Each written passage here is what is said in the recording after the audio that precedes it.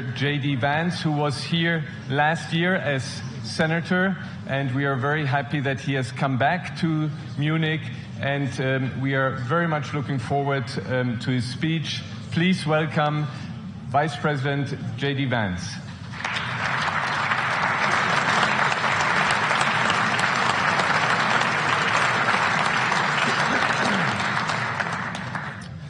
Well, thank you, and thanks to all the gathered delegates and luminaries and media professionals, and thanks especially to the host of the Munich Security Conference for being able to put on such an incredible event. We're, of course, thrilled to be here. We're happy to be here. And, you know, one of the things that I wanted to talk about today is, of course, our shared values. And, you know, it's great to be back in Germany. As you heard earlier, I was here last year as United States Senator. I saw Foreign Secretary David Lammy and joked that both of us last year had different jobs than we have now. But now it's time for all of our countries, for all of us who have been fortunate enough to be given political power by our respective peoples, to use it wisely to improve their lives. And I want to say that, you know, I was fortunate in my time here to spend some time outside the walls of this conference over the last 24 hours. And I've been so impressed by the hospitality of the people, even as, of course, as they're reeling from yesterday's horrendous attack. And the first time I was ever in Munich was with my wife, actually, who's here with me today, on a personal trip. And I've always loved the city of Munich, and I've always loved its people. And I just want to say that we're very moved, and our thoughts and prayers are with Munich and everybody affected by the evil inflicted on this beautiful community. We're thinking about you, we're praying for you, and we will certainly be rooting for you in the days and weeks to come. Now,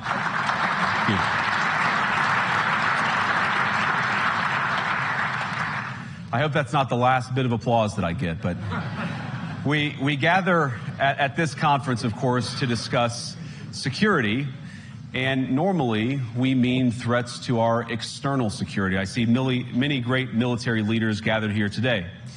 But while the Trump administration is very concerned with European security and believes that we can come to a reasonable settlement between Russia and Ukraine, and we also believe that it's important in the coming years for Europe to step up in a big way to provide for its own defense, the threat that I worry the most about vis-a-vis Europe is not Russia, it's not China, it's not any other external actor. And what I worry about is the threat from within, the retreat of Europe from some of its most fundamental values, values shared with the United States of America. Now, I was struck that a former European commissioner went on television recently and sounded delighted that the Romanian government had just annulled an entire election. He warned that if things don't go to plan, the very same thing could happen in Germany, too. Now, these cavalier statements are shocking to American ears. For years, we've been told that everything we fund and support is in the name of our shared democratic values. Everything from our Ukraine policy to digital censorship is billed as a defense of democracy. But when we see European courts canceling elections and senior officials threatening to cancel others, we ought to ask whether we're holding ourselves to an appropriately high standard. And I say ourselves because I fundamentally believe that we are on the same team. We must do more than talk about democratic values, we must live them. Now, within living memory of many of you in this room, the Cold War positioned defenders of democracy against much more tyrannical forces on this continent. And consider the side in that fight that censored dissidents, that closed churches, that canceled elections. Were they the good guys? Certainly not. And thank God they lost the Cold War. They lost because they neither valued nor respected all of the extraordinary blessings of liberty. The freedom to surprise, to make mistakes, to invent, to build.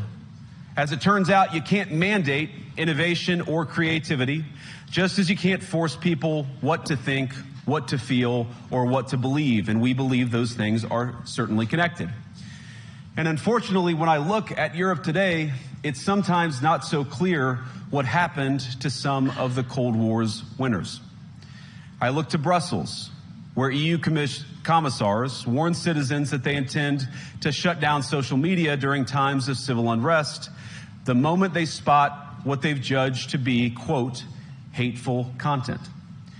Or to this very country, where police have carried out raids against citizens suspected of posting anti-feminist comments online as part of, quote, combating misogyny on the internet, a day of action. I look to Sweden, where 2 weeks ago the government convicted a Christian activist for participating in Koran burnings that resulted in his friend's murder. And as the judge in his case chillingly noted, Sweden's laws to supposedly protect free expression do not, in fact, grant, and I'm quoting, a free pass to do or say anything without risking offending the group that holds that belief. And perhaps most concerningly, I look to our very dear friends, the United Kingdom, where the backslide away from conscience rights has placed the basic liberties of religious Britons in particular in the crosshairs. A little over 2 years ago, the British government charged Adam Smith Connor, a 51-year-old physiotherapist and an Army veteran, with the heinous crime of standing 50 meters from an abortion clinic and silently praying for 3 minutes. Not obstructing anyone, not interacting with anyone, just silently praying on his own. And after British law enforcement spotted him and demanded to know what he was praying for, Adam replied simply, it was on behalf of the unborn son he and his former girlfriend had aborted years before. Now, the officers were not moved. Adam was found guilty of breaking the government's new buffer zones law, which criminalizes silent prayer and other actions that could influence a person's decision within 200 meters of an abortion facility. He was sentenced to pay thousands of pounds in legal costs to the prosecution. Now, I wish I could say that this was a fluke, a one-off crazy example of a badly written law being enacted against a single person. But no, this last October, just a few months ago, the Scottish government began distributing letters to citizens whose houses lay within so-called safe access zones, warning them that even private prayer within their own homes may amount to breaking the law. Naturally, the government urged readers to report any fellow citizen suspected guilty of thought crime. In Britain and across Europe, free speech, I fear, is in retreat. And in the interest of comedy, my friends, but also in the interest of truth, I will admit that sometimes the loudest voices for censorship have come not from within Europe, but from within my own country, where the prior administration threatened and bullied social media companies to censor so-called misinformation. Misinformation like, for example, the idea that coronavirus had likely leaked from a laboratory in China. Our own government encouraged private companies to silence people who dared to utter what turned out to be an obvious truth. So I come here today not just with an observation, but with an offer. And just as the Biden administration seemed desperate to silence people for speaking their minds, so the Trump administration will do precisely the opposite, and I hope that we can work together on that. In Washington, there is a new sheriff in town, and under Donald Trump's leadership, we may disagree with your views, but we will fight to defend your right to offer it in the public square, agree or disagree.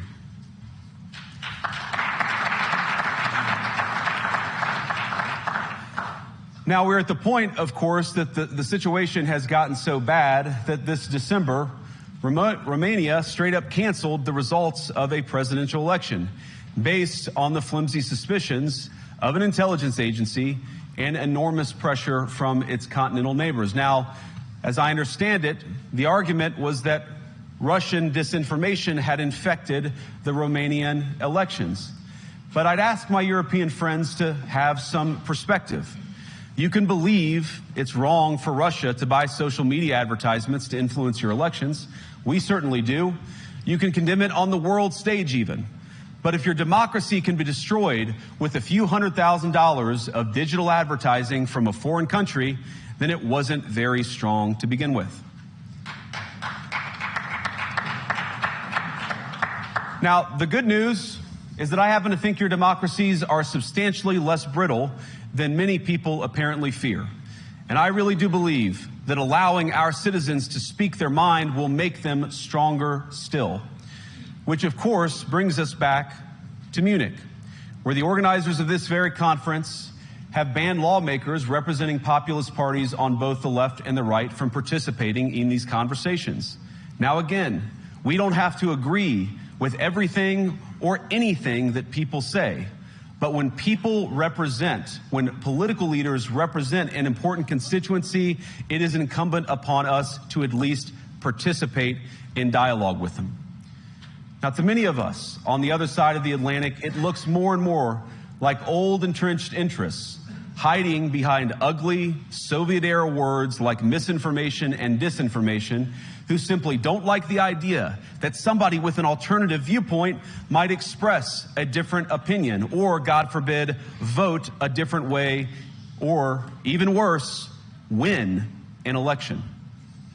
Now, this is a security conference, and I'm sure you all came here prepared to talk about how exactly you intend to increase defense spending over the next few years in line with some new target. And that's great, because as President Trump has made abundantly clear, he believes that our European friends must play a bigger role in the future of this continent. We don't think, you hear this term, burden sharing, but we think it's an important part of being in a shared alliance together that the Europeans step up while America focuses on areas of the world that are in great danger. But let me also ask you, how will you even begin to think through the kinds of budgeting questions if we don't know what it is that we're defending in the first place? I've heard a lot already in my conversations, and I've had many, many great conversations with many people gathered here in this room. I've heard a lot about what you need to defend yourselves from, and of course that's important. But what has seemed a little bit less clear to me, and certainly I think to many of the citizens of Europe, is what exactly it is that you're defending yourselves for. What is the positive vision that animates this shared security compact that we all believe is so important? And I believe deeply that there is no security if you are afraid of the voices, the opinions, and the conscience that guide your very own people. Europe faces many challenges, but the crisis this continent faces right now, the crisis I believe we all face together, is one of our own making. If you're running in fear of your own voters, there is nothing America can do for you. Nor, for that matter, is there anything that you can do for the American people who elected me and elected President Trump.